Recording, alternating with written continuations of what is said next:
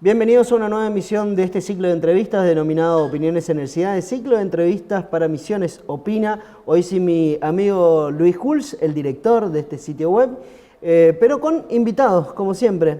Tengo el gusto de saludar al precandidato o candidato a diputado nacional, el señor Fernando Mesa, por la Renovación. ¿Cómo anda, Fernando?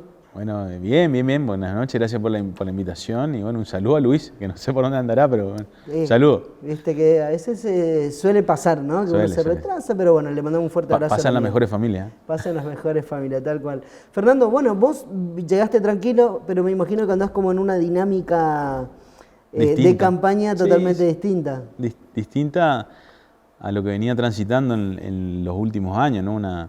Una actividad más presencial en Posada, obviamente, trabajando de manera intensa por la ciudad y bueno, ahora con un nuevo desafío que en lo personal lo tomo con mucho orgullo y en lo político, obviamente, una enorme distinción de ser uno de los candidatos que representa el espacio misionerista, que entendemos responde de mejor manera y que mejor interpreta las necesidades de nuestra provincia, entendiendo al desafío del contexto en el cual estamos inmersos, ¿no?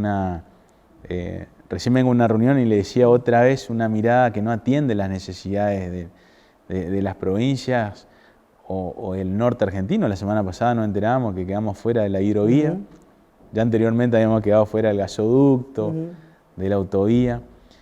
Y nosotros siempre escuchamos en las elecciones presidenciales que debemos trabajar por un país con una mirada federal, que debemos tratar de fortalecer a las economías regionales, que debemos compensar sobre todo a las provincias que están más alejadas y que menos están favorecidas del país central, pero vemos que eso solamente se agota en lo discursivo y que en la realidad incluso cuando algunos proyectos como el nuestro, la defensa de la visión misionera y generar propuestas, genera algunas alternativas. Para nosotros la pandemia también fue un proceso de evaluación. Yo creo que la gran fortaleza reside en el espíritu, la lucha del misionero, en readaptarse y reponerse rápidamente en un momento muy crítico de la historia de la humanidad, generando propuestas. El gobernador, con una firme mirada, también y apoyo de quien conduce nuestro espacio político, el ingeniero Rovira, propusieron a la nación correrse de la grieta del enfrentamiento y plantear con números más exactos. Antes teníamos alguna estimación en lo que era el movimiento económico o la fuga de divisas a través de la frontera, y el contexto de cierre transitorio nos permitió llevar algunos números más exactos acerca de el dinamismo económico que puede tener nuestra provincia, sobre todo con una mirada, una matriz diferencial. Fue apoyado por diputados, fue apoyado por senadores y nuevamente no tuvo el entendimiento del país central en la aprobación. Fue un decreto que nos tomó casi de sorpresa, sin mayores explicaciones.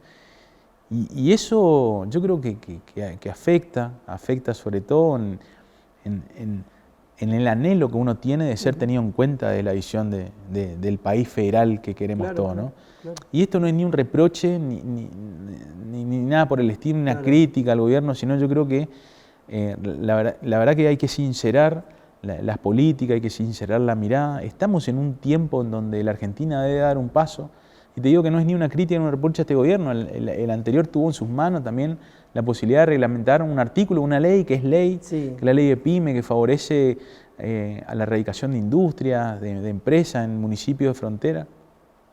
Y sobre todo, entender cómo está conformado el país. Nosotros decimos, el 90% de nuestro territorio es limítrofe con Brasil y Paraguay, donde Paraguay tiene otra matriz impositiva, laboral, comercial. En el caso de Brasil hay un sistema de loyas que fomentan a la erradicación de industria, que generan empleo, y todavía ese entendimiento no es comprendido por la nación.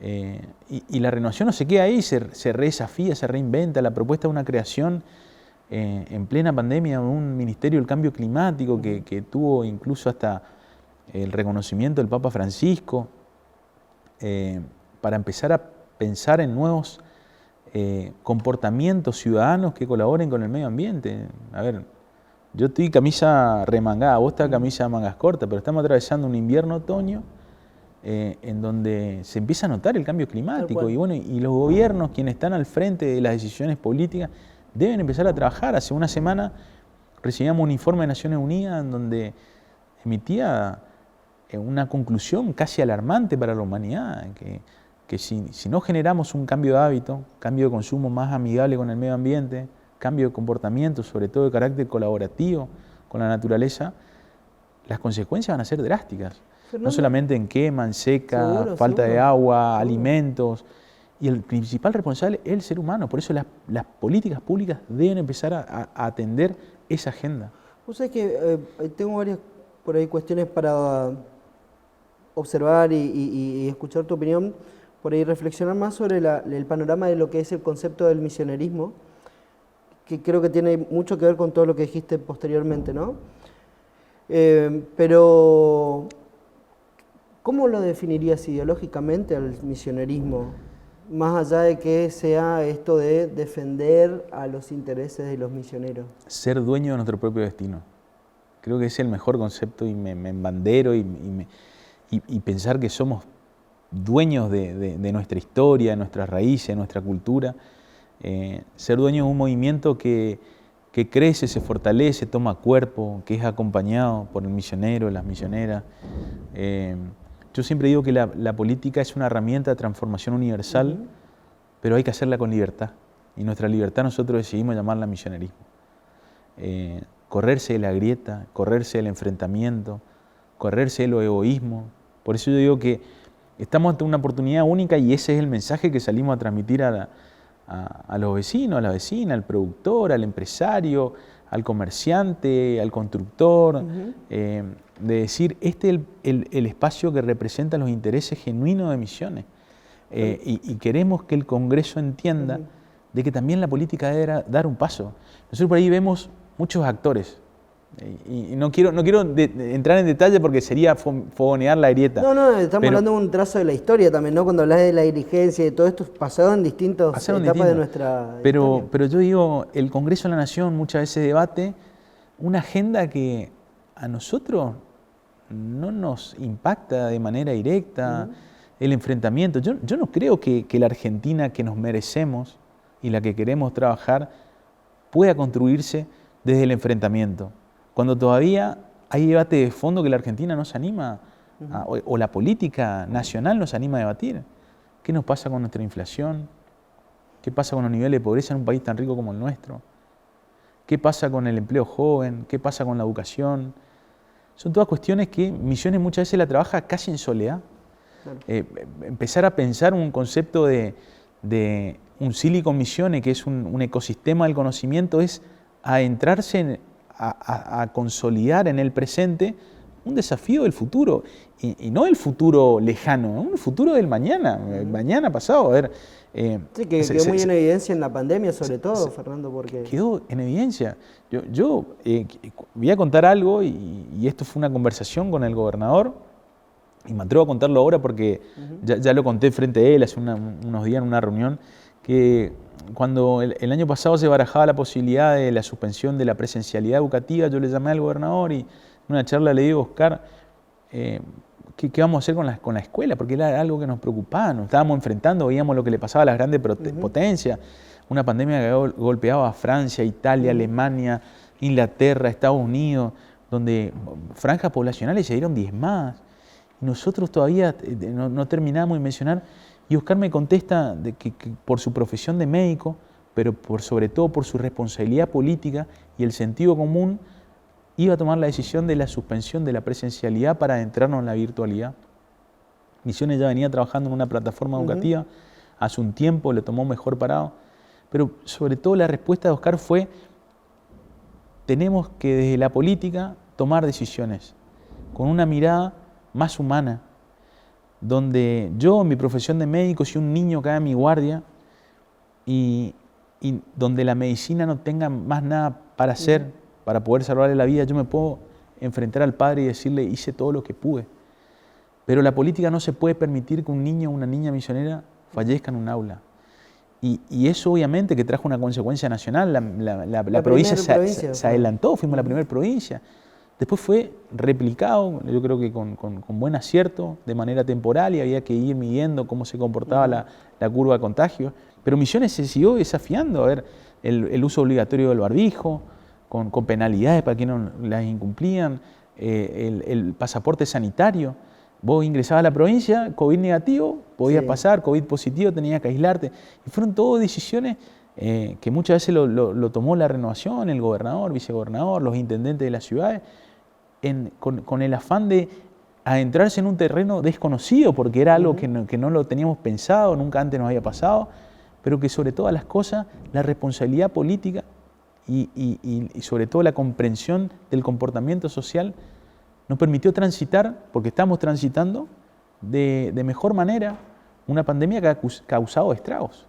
Fernando, y en este marco, ¿cómo crees que le agarra a la provincia la posibilidad de ya ir pensando, y de hecho, digamos, en los hechos, valga la redundancia, se vienen dando la apertura de algunas actividades y demás? ¿Cómo le agarra la provincia en este momento, digamos? Porque sumado a esto están las elecciones, entonces también es como las campañas, de hecho la campaña de junio no es lo mismo que esta campaña, digamos, ya hay más aperturas, ya hay quizás menos cuidados. ¿Cómo le ves a la gente hoy que te toca hacer este tipo de recorrida y los vecinos que vienen con distintos tipos de inquietudes, ¿no? Bueno, sabíamos que nos entramos en un año de medio término electoral, donde en junio teníamos para las elecciones de junio 400.000 dosis aplicadas, entre primera y segunda dosis. Hoy estamos superando las 850.000 dosis en la provincia, que eso nos da un mejor panorama desde el punto de vista sanitario. Obviamente que en aquel momento fuimos la primera provincia en llevar adelante una elección con mucho cuidado. Yo creo que el ojo del país estuvo puesto en Misiones para ver cómo se comportaba incluso la curva de contagio, una elección muy cuidada.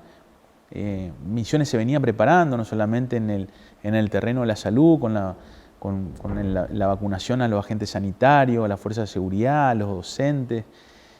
Hoy nos agarra mejor posicionado, pero obviamente mayor flexibilidad no significa mayor inmunidad. Hay que seguir cuidándose, hay que seguir trabajando, porque esto no tiene que dejar un aprendizaje. Yo creo que para la humanidad en su conjunto es intentar apropiarse nuevamente en primer lugar del encuentro con la provincia. Nosotros algo que nos resultó muy bien fue el turismo interno, claro, para motorizar una actividad que fue muy golpeada, que era la parte turística.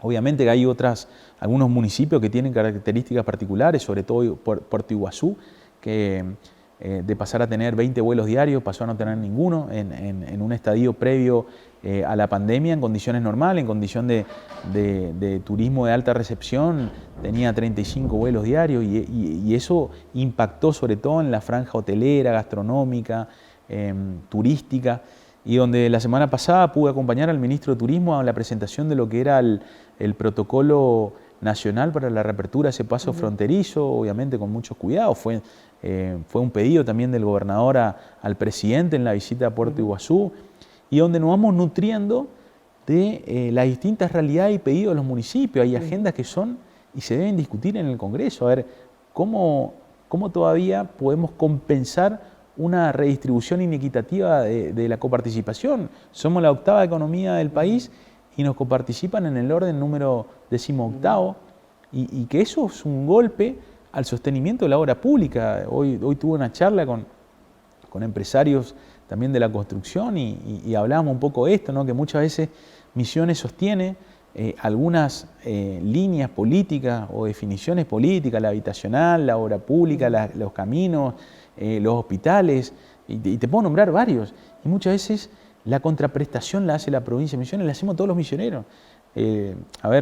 Toma de agua en Iguazú, en El Dorado, hospital en Jardín, San Vicente, la ampliación de las alas en El Dorado. El Dorado tenía 9 respiradores ante la pandemia, hoy triplicó esa cantidad, y así te puedo nombrar varios municipios, pero todavía debemos discutir en el buen sentido de la palabra, sin los antagonismos, sin esa discusión por la nada misma, pero una redistribución más justa del presupuesto, sobre todo para las provincias Claro. del norte argentino. Hoy charlaba con el ministro de Energía de la provincia de Misiones, Paolo Quintana, y le decía qué tenemos que pedir en conversación energética, y me decía la tarifa diferencial de luz. Somos electrodependientes, una provincia electrodependiente. Totalmente. Todavía no hay en el gasoducto y seguimos pagando los mismos canos, incluso superiores. Y pagamos el daño ambiental también de nuestra región, digamos, ¿no? Entonces, esa es una mirada que debe darse la Argentina, sobre todo para sincerar las decisiones políticas,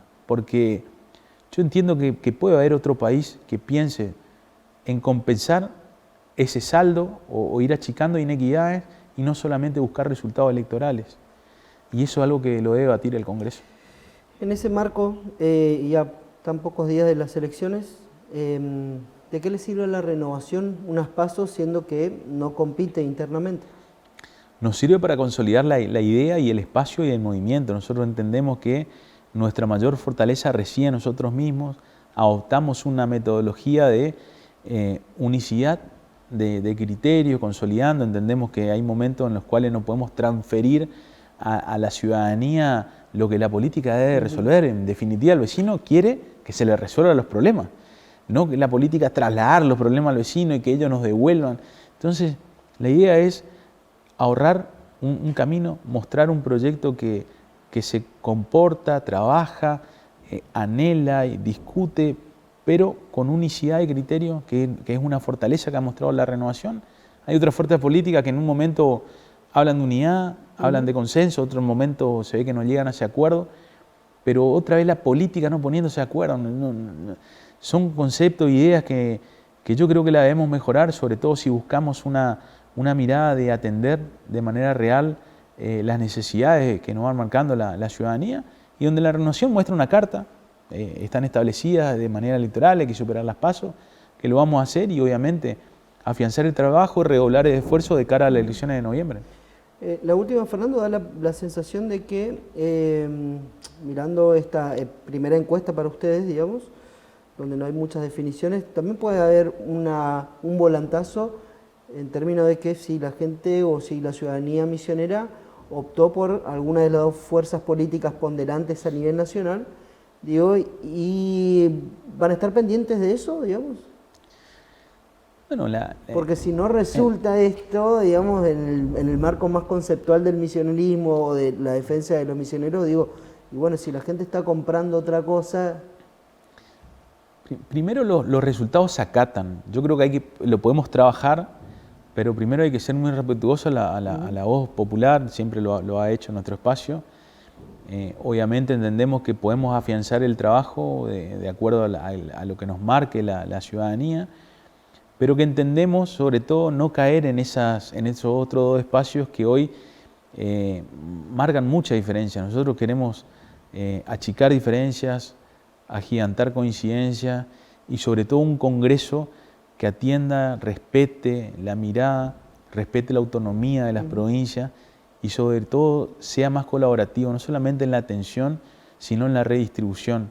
Claro. Siempre una mirada desde la renovación predispuesta a colaborar, en primer lugar con la patria chica que es Misiones y en segundo lugar en la Argentina que los merecemos. Por eso nuestro lema en esta elección particular es por Misiones.